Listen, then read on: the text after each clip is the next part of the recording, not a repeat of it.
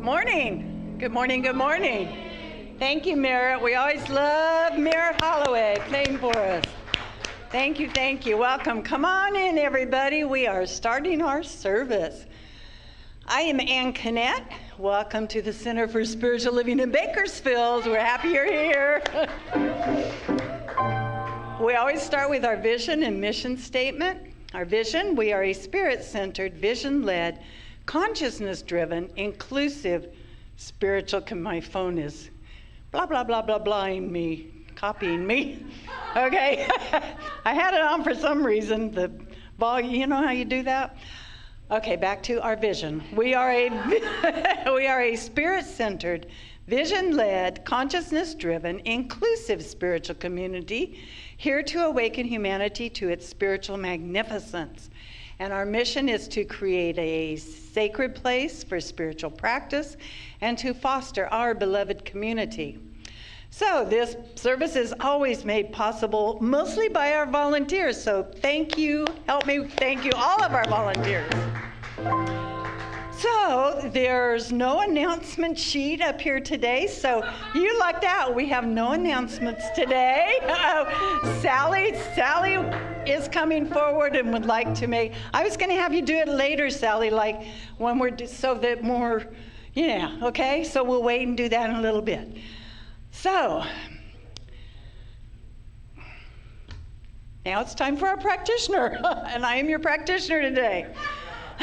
So, we are going to have an opening prayer. Marnie Rader was going to be here to do our announcements today, and she was going to lead our congregational music today. And Marnie is not here today. She wanted us to let you know that her family is okay, but during the fireworks and stuff last night, her home burnt down completely. Yeah, so we're going to keep her in our prayers, of course, her family. She said, that's why I was getting here. She was telling me what to say to y'all today. But it's basically that she wants our prayers. She appreciates us. We are definitely a community here, like Sally said. We will rally around, and when she lets us know what we can do, whatever we can do, we will be there for her because we love Marnie for sure. So we're going to have our opening prayer for this service this morning, and we'll take Marnie into our hearts and her family into our hearts as well. So please join me as we take a nice deep breath together. Thank you, Reverend Dr. Nancy B., that beautiful sigh of hers. Knowing that we truly do come here together as a spiritual community, as a family, as people who love each other here in this community and everywhere. We are that place where God expresses so much love, so much peace, so much calmness, so much knowingness that everything is divinely guided and in its right and perfect place. I know that this service today is already a blessing, that we come together and we feel each other. We feel love within each other. We feel God within each other. We feel that presence of spirit right here and right now. And I know that all things are going well for everyone here, no matter what it looks like. It is good, and I simply let it be, and so it is. Okay. And now our special music, Jordan Sandu. Somebody probably needs to get Avani, huh? Because we're so early.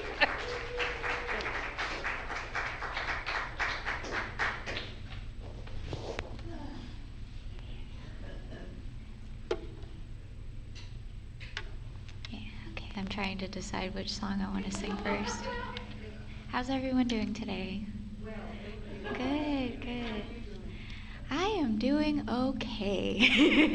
It's been a chaotic month, but we are here and we are together, and that's what matters. So, let's see. Yeah, I'm gonna do that one first. Okay, so this first song is a cover. It's by my favorite artist, Fia, and it's called "Feel It All." And yeah, I just resonate with that title and with the lyrics. It's just I think you're going to like it, so here we go. Okay.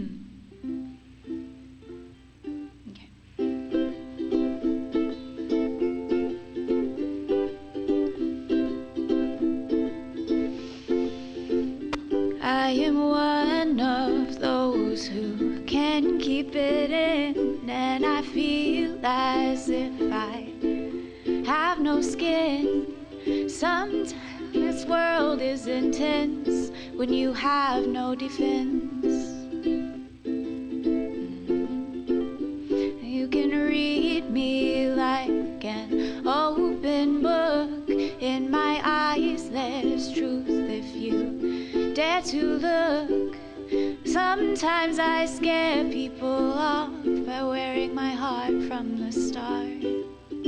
I've been called too sensitive, too much of everything. But the truth of the matter is that this is my gift. And when flowing in my brilliance, I'm tuned in, tapped in, turned on, and I feel it all, I feel it all, I feel it all, I feel it all. Let's dive deep into our humanness. Ain't got time for skimming surfaces. I want to meet you soul to soul. Right away, come on, let's go. I've been called too sensitive, too much of everything. But the truth of the matter is that this is my gift. And when flowing in my brilliance, I'm tuned in, tapped in, turned on, and I feel it all, I feel it all, I feel it all, I feel it all. And I would never change the thing that makes me most unique, even though at times it's a pain. I'm moving through this world, confident and clear. I know why I'm here. I've been called too sensitive, too much of everything. But the truth of the matter is that this is my gift. I've been called too sensitive, too much of everything. But the truth of the matter is that this is my gift. And when flowing in my brilliance, I'm tuned in, tapped in, turned on, and I feel it all, I feel it all, I feel it all, I feel it all, I feel it all, I feel it all, I feel it all, I feel it all, I feel it all, I feel it all, I feel it all, feel it all, I feel it all, I feel it all, I feel it all, I feel it all.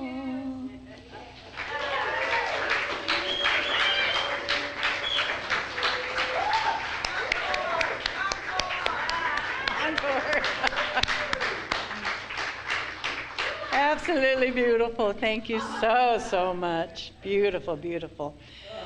So our theme this month, it's a new month, July, for our center is No Matter What. And our topic today is No Bad Parts. So that should be appropriate today. Yes, no bad parts. So our speaker today is Reverend Dr. Nancy Berggren. We get her, yay, once a month now. And I always tell her, I need a list of everything you do so I can announce it. But we all know Reverend Dr. Nancy B. She's been coming here for quite a few years, for those of you who don't know her. She's a religious science minister. She's a singer, an actress, a writer, a what? Dancer, yes, she does, singer, she does she's a movie star. So help me welcome Reverend Nancy B. welcome. Well, hi everybody. How free are we feeling today? Yeah, feeling pretty free. How was your 4th? How what? I didn't get that. How was your fourth? Yeah. Okay. I can't begin until I speak a word from Marnie, if that's all right with you. And thank you, Anne, for your beautiful prayer. But I need to zero in for me, so my heart can be open to continue, if that's all right. And she just told you what occurred on the physical plane. And so if you'll turn with me, turn in for a moment. And whether you know Marnie personally or not, she is you. She is me. Because there's only one life here, and that life is God's life. And that life is good and very, very good. So I know that where I stand, all the power, not some power, but all power is. Not some presence, but all presence is. Not some good, but all good is. And everything I accept and know to be the truth for me, I accept and know to be the truth for Marnie and for her family right here and right now. I know that this is an opportunity for the community to step up and do what they know how to do best, which is be a community, be a loving, supportive community. And I know that whatever is needed by Marnie or her family is revealed in the moment it is needed.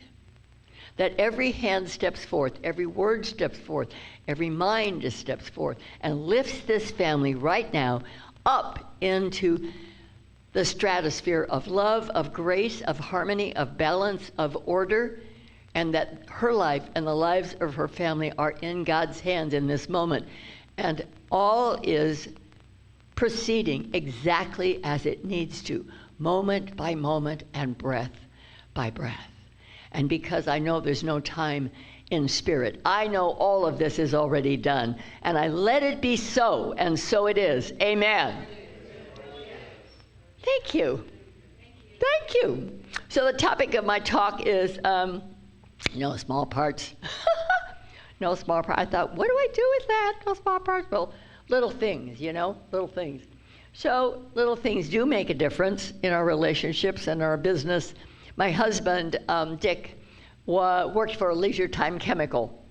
And the owner of it started making little chemical packages, the kind you could pick up like a carrier, for hot tubs. And this is 30, 40, 50 years ago in their garage. He and his wife and another couple started in the garage, and then it grew, and because they were like the first who did that kind of thing. So my husband worked for him for many years. And I don't know what I was going to say about that. I was going to say something about that.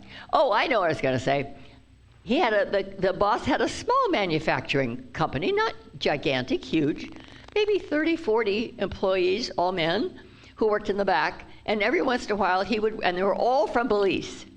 Everybody that worked in the back in the manufacturer were all from Belize. So every once in a while he would walk out there with the big roll of bills and take it out of his pocket and just hand them money. Just give them some money. Or it might be a turkey, or it might be a 6-pack of beer, or whatever it was. Just unexpected. No, it wasn't 4th of July, wasn't Christmas, wasn't Thanksgiving. He just wanted to say thank you in a greater way. My daughter's boss, when she was working on Wilshire Boulevard or Sunset Boulevard for a management company for the Stars, he would rent a bus and take everybody to Del Mar to the races, or they'd all go bowling, or something like that. So what is that? That's, to me, that's going the extra mile. That's stepping out of the ordinary, what we do, and letting people know they make a difference. And what that did for the men in the company in Belize, they all wanted to do better. They all wanted to do more. Because he made them feel special. He let them know they made a difference. And because of that, they took pride in the company as in ownership. They took ownership of the company. And that makes a difference. Little things make a difference. So what I want to say about that is we hang out with our best, with our families, and we know they know we love us. I mean, that came out backwards. we think they know that we love them, and they do. But how often do we say it? How often do we just thank somebody for when's the last time you took somebody aside and said, hey, I just want to let you know that what you said, what you did that day when I was like in the dumps or whatever, it made a difference to me. And I wanted you to know that you changed my heart. And because you lifted my heart, you changed my life. And I want to thank you for it. So whether it's just a thank you, whether it's whatever it is, it's that taking that extra moment to think about the other. So Dawson Church made up a word called selfing. He says we're selfing too much. And I notice that about myself. I tend to self too much. I want to move out of the selfing to othering. I really do. I really, in my heart, I want to move to othering so that I'm more concerned about how it's affecting you than I am about how it's affecting me. And I don't know how to do that, but that's what I'm working on right now. So I have a couple of men who live with me, housemates, and Tushar is one of them. And Tushar was bargaining with these two or three other people trying to get space in this auto repair. He wanted to open a second business in this auto repair place. So he finally did get it. So the first day he was to go to work, he drove 19 miles early in the morning to get Krispy Kreme, a big box of Krispy Kreme donuts. And then he went to Starbucks and got a great big container of Starbucks coffee. And when he walked in, it's it's called Autohaus, German auto repair. So they're not, very effusive. You know how that is. And he walked in with Krispy Kreme donuts and probably 7 a.m., I would imagine. And he went around to all the bays and all the guys that he didn't know yet, was getting to know. Hey, we got donuts and coffee. Come on. They're like, what?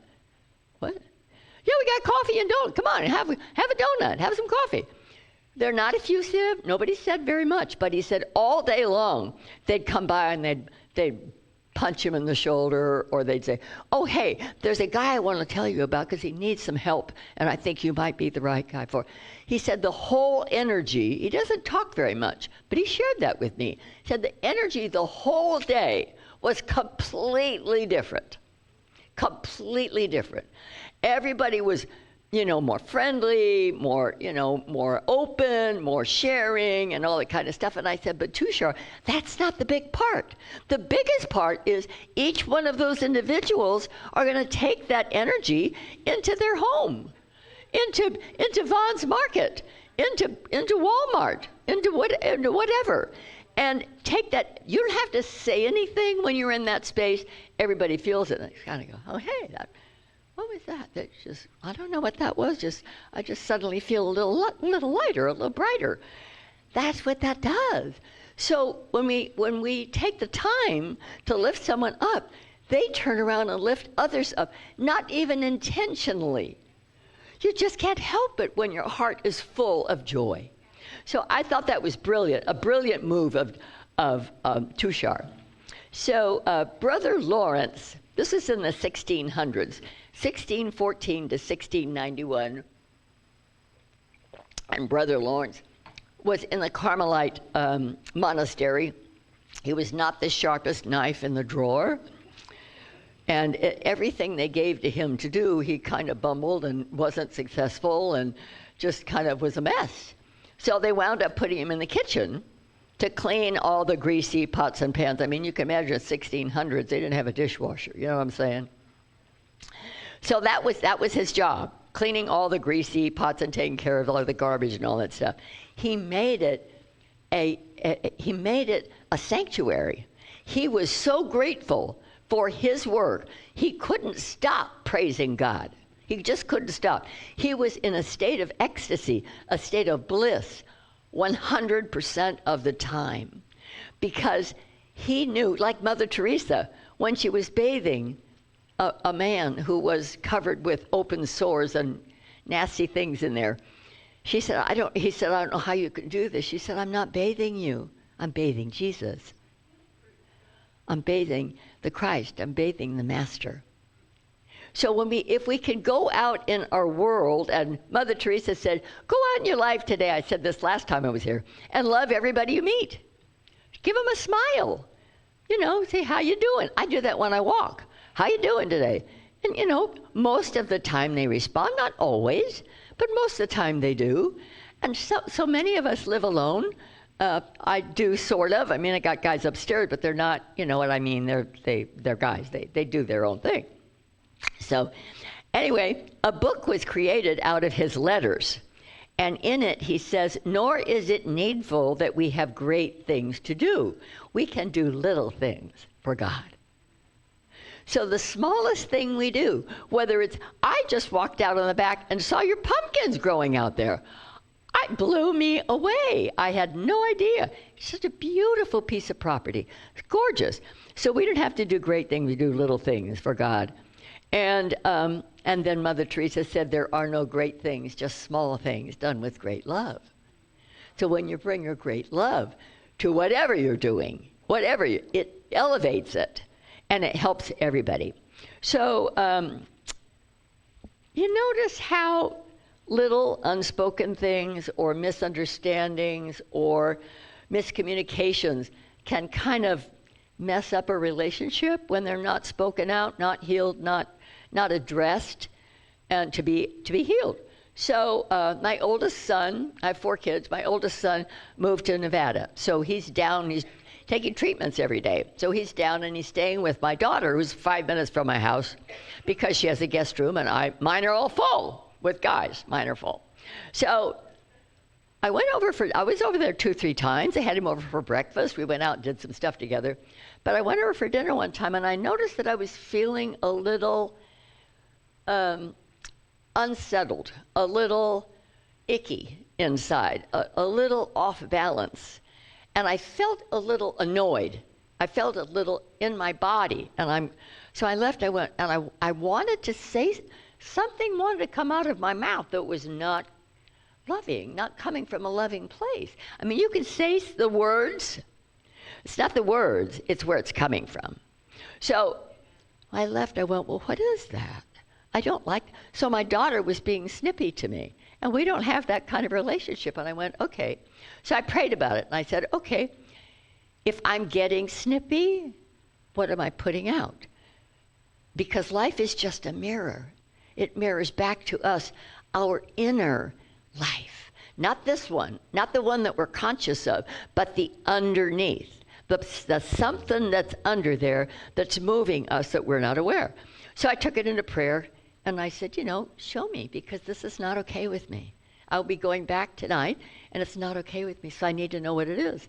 I got very, very quiet in my meditation chair, and I heard, you're jealous. I went, what? What? I'm jealous of my son and my daughter having a good relationship. That's not okay with me. But I'm a player. I'm not a good bench sitter. I want to be in the middle of the action. Wherever the action is, I want to be in the middle of the action. Now, nobody said, you can't come over. I could have shown up at 8 in the morning and stayed till 9 at night, and they would have said, cool. But I didn't choose to do that.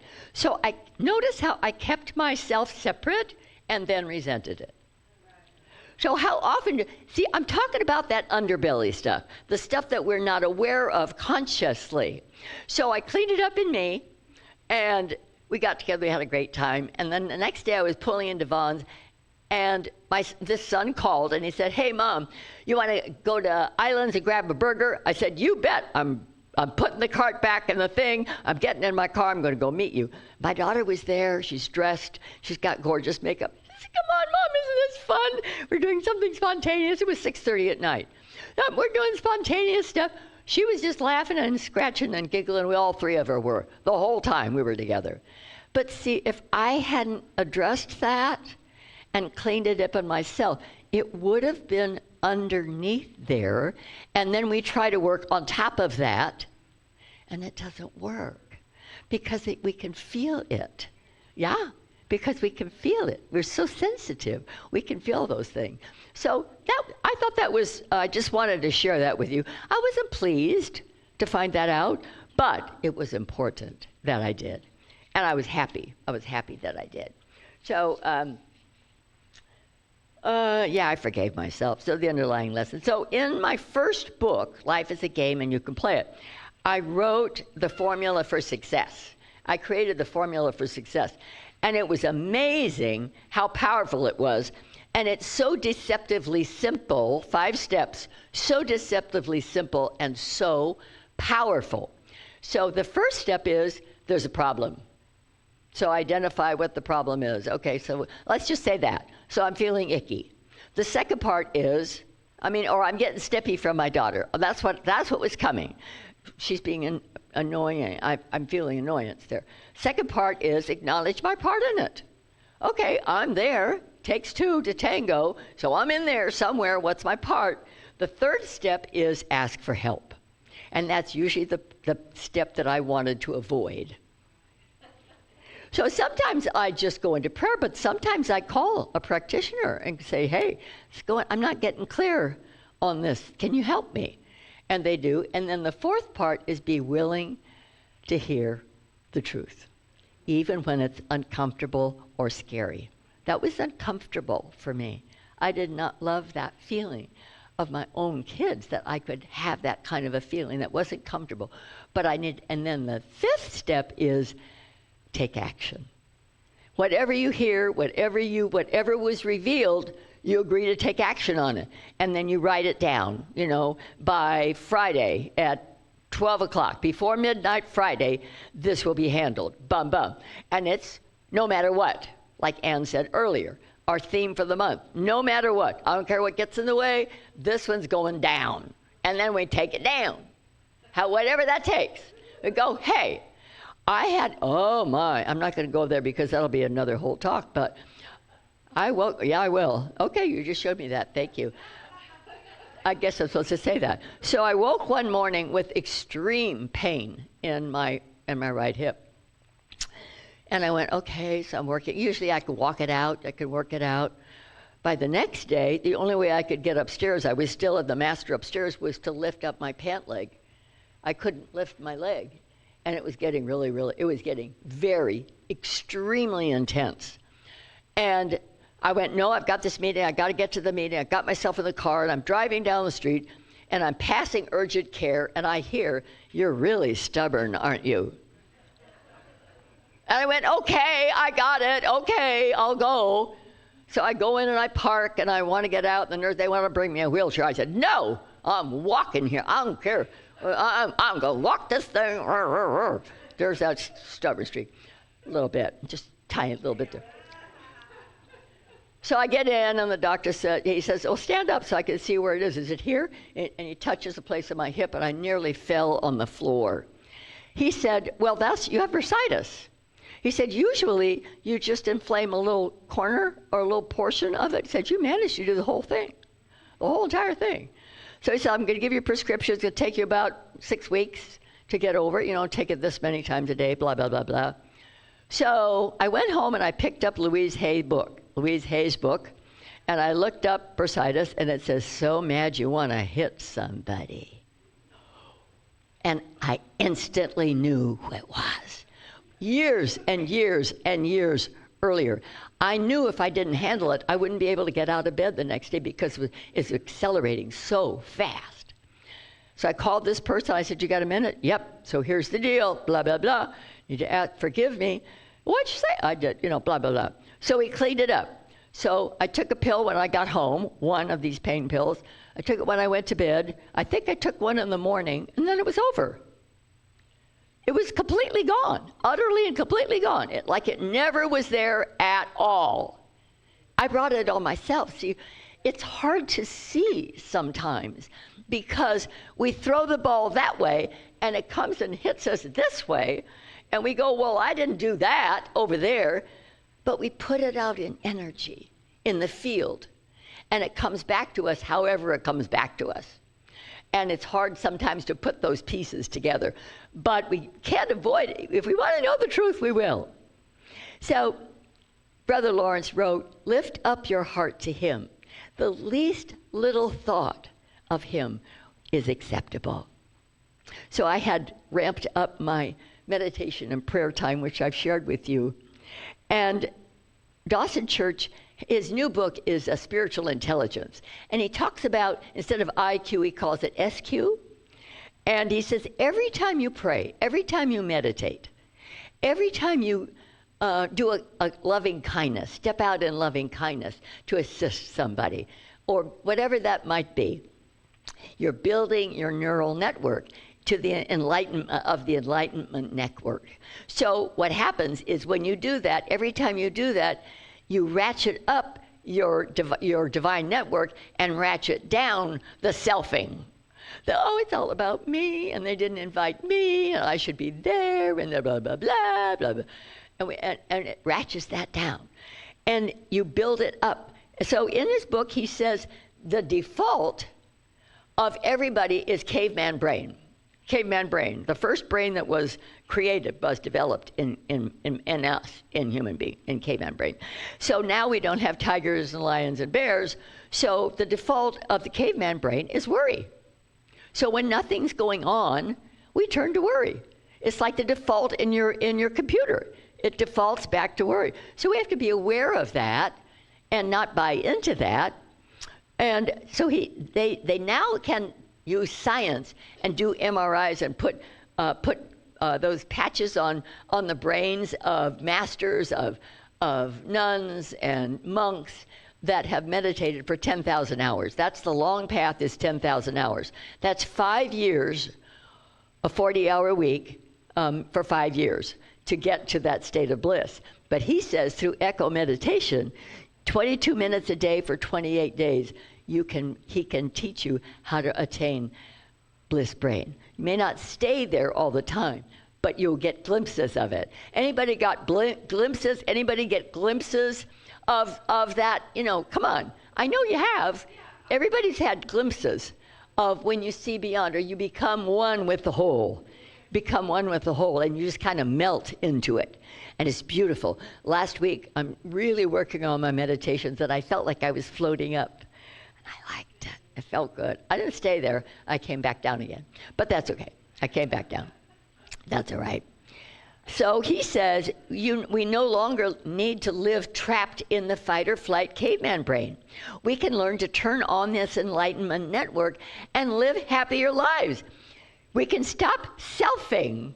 When we stop selfing, this allows us to become one with something greater than ourselves. So that's when we lose ourselves in a sunrise or sunset, or in a beautiful piece of music, or I walked out back and saw pumpkins growing.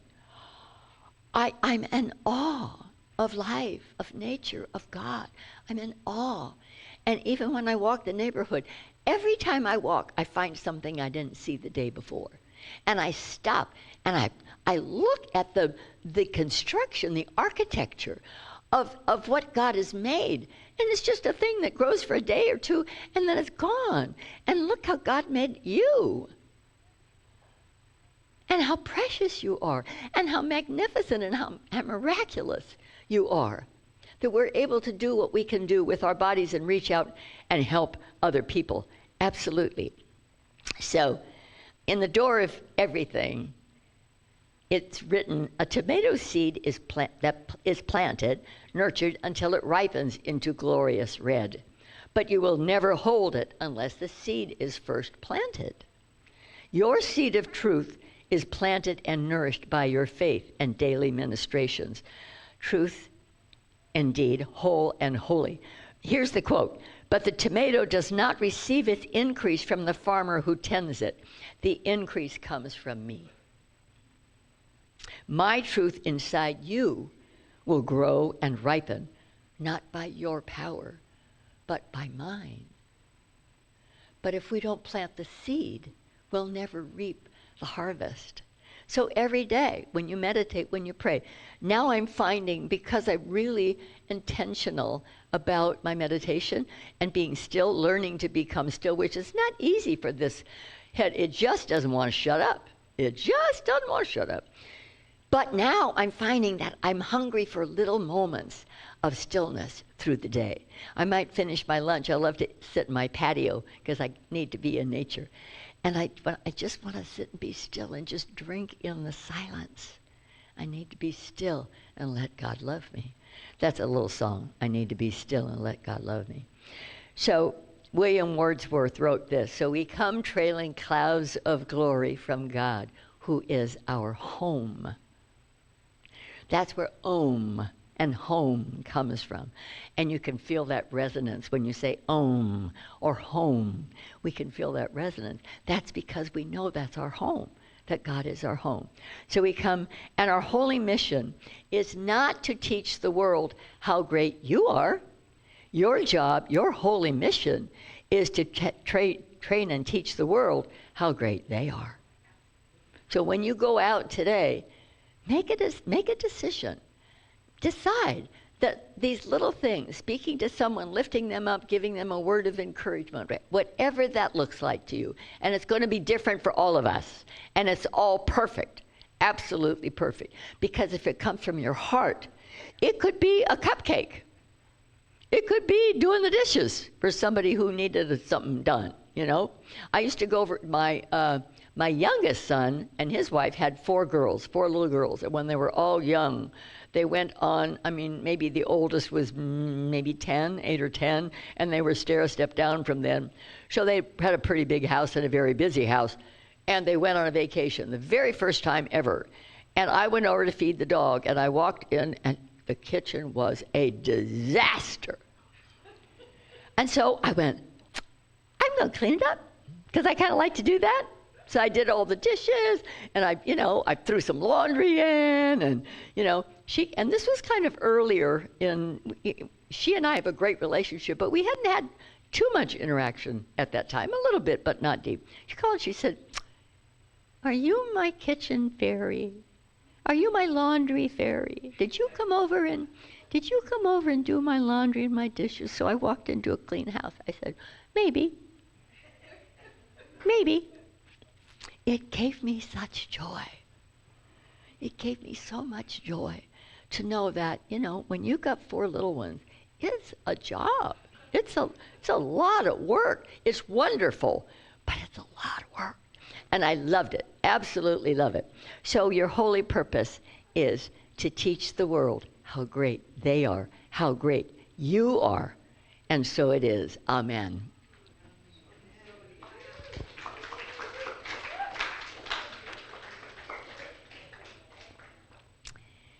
So in this moment,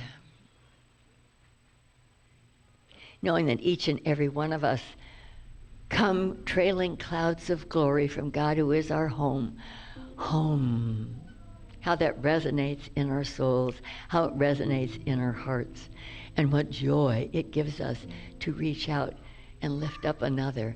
It's better than being lifted up ourselves. So in this moment, I am so grateful. So very grateful. As I said earlier in the prayer for Marnie, not some power, but all power. Not some presence, but all presence. Not some good, but all good is yours, is mine, right here and right now.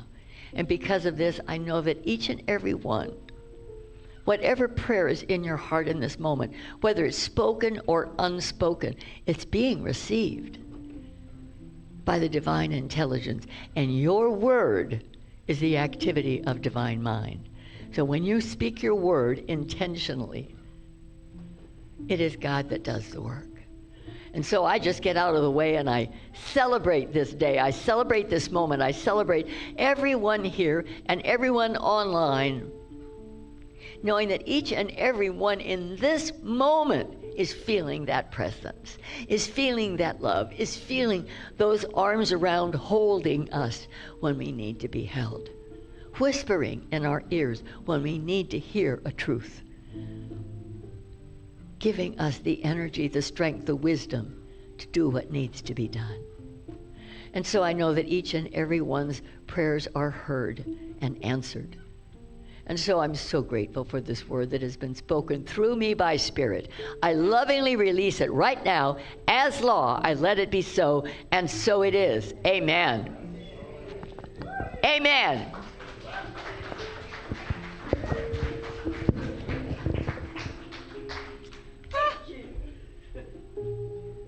I always love it when Nancy's here. Reverend Dr. Nancy B.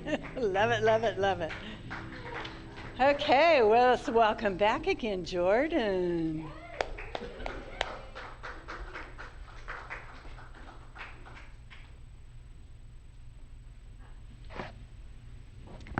Is it okay if I do like a congregational song and then do? Okay.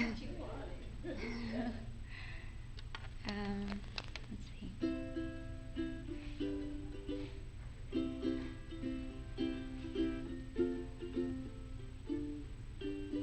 Okay, I think I got it. We'll see how this goes.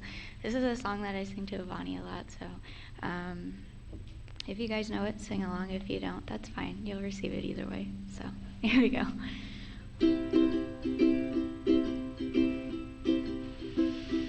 I've got peace like a river. I've got peace like a river. I've got peace like a river in my soul. I've got peace like a river. I've got peace like a river. I've got peace like a river in my soul. I've got joy like a fountain. I've got joy like a fountain. I've got joy like a fountain in my soul. I've got joy like a fountain. I've got joy like a fountain. I've got joy like a fountain in my soul. I've got love like an ocean. I've got love like an ocean. I've got love like an ocean in my soul. I've got love like an ocean. I've got love like an ocean. I've got love like an ocean in my soul. Peace.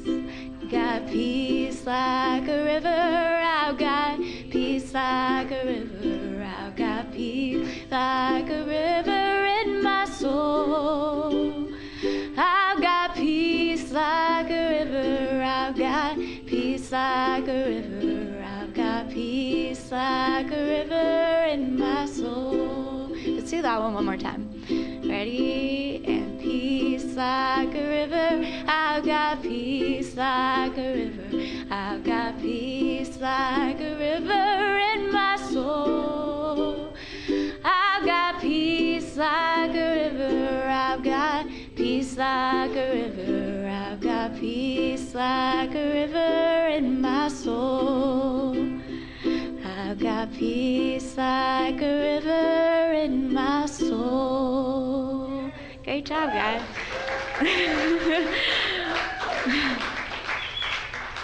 Okay, now that feels better.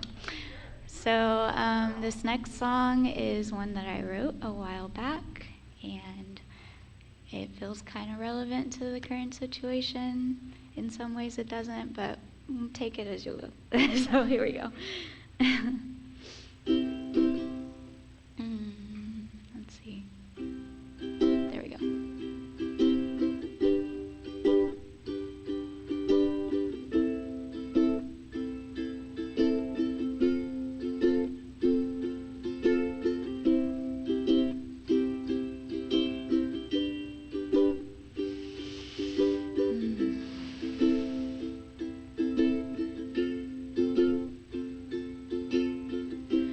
Birds that sing, the waters that fall, the oceans that swell, and baby that crawls, I know.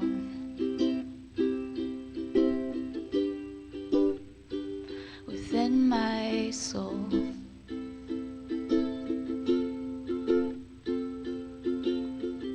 The winds that blow, the lessons we learn, the hearts that break, the seasons that turn, I know.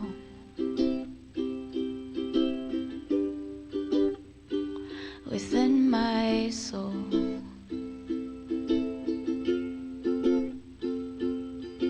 Still, it's no surprise the way we travel through the night, waiting for the sun to rise when it's all good. And it's all good.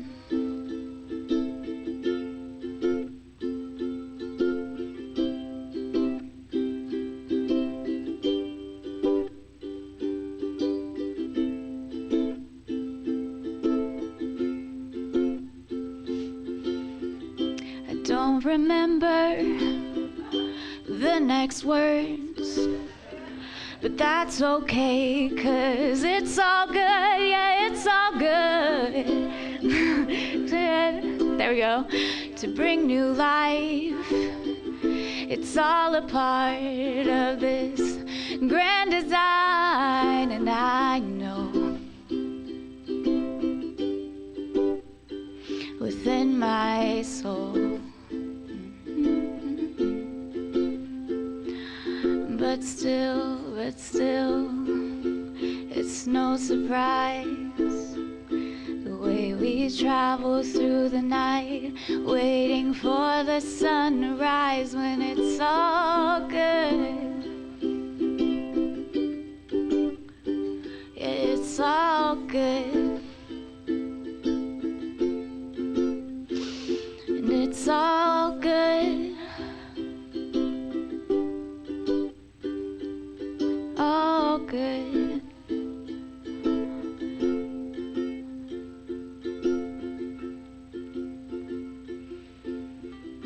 The roads that fail to bring us home, one day we'll see we were right where we belong. And it's all good. It's all good. It's all good. It's all good. Whoa.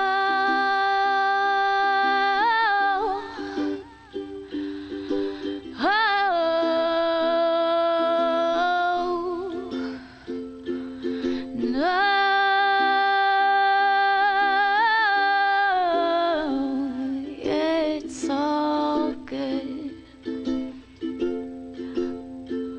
All good. Thanks.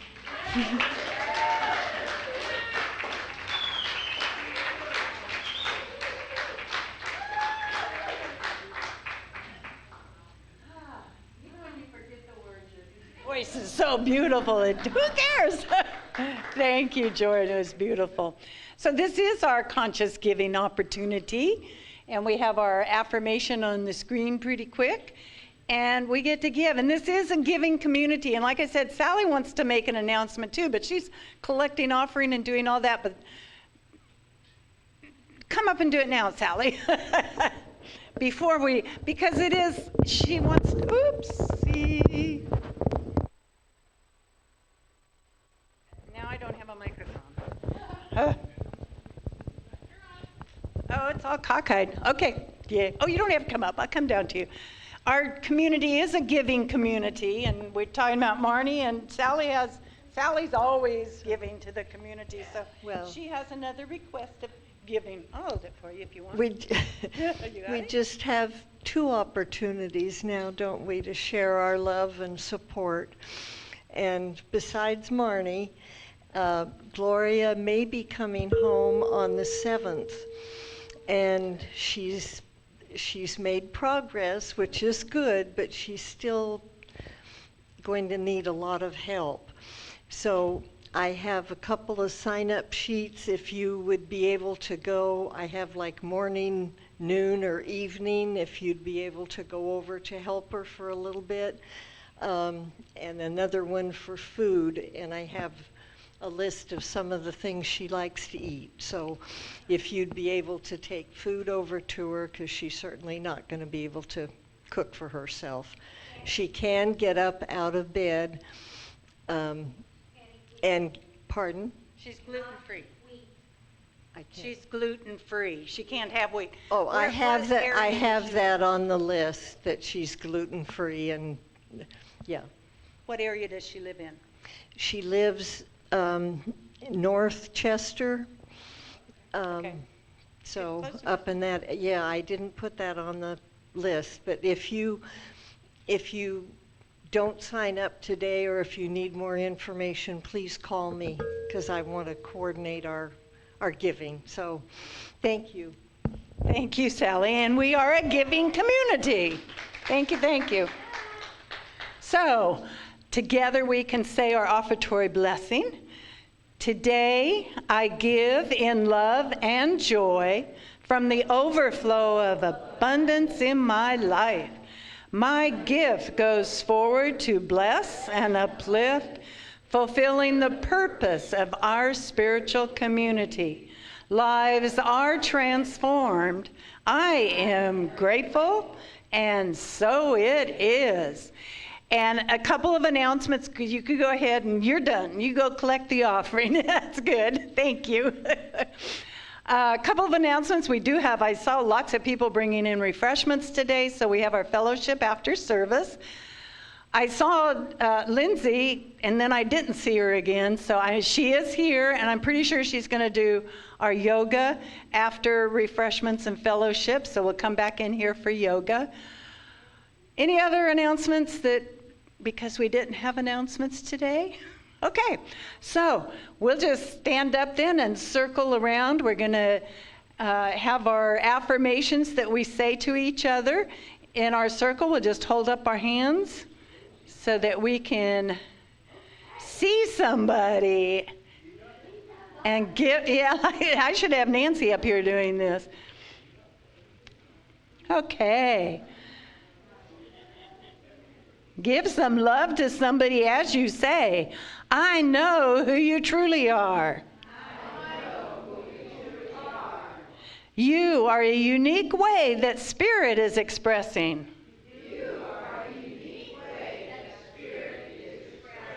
I love you. I appreciate you. I thank God for you. Yes, welcome home. And now where's Merritt? There's Merritt. He's going to play the peace song for us, so we'll just hold hands.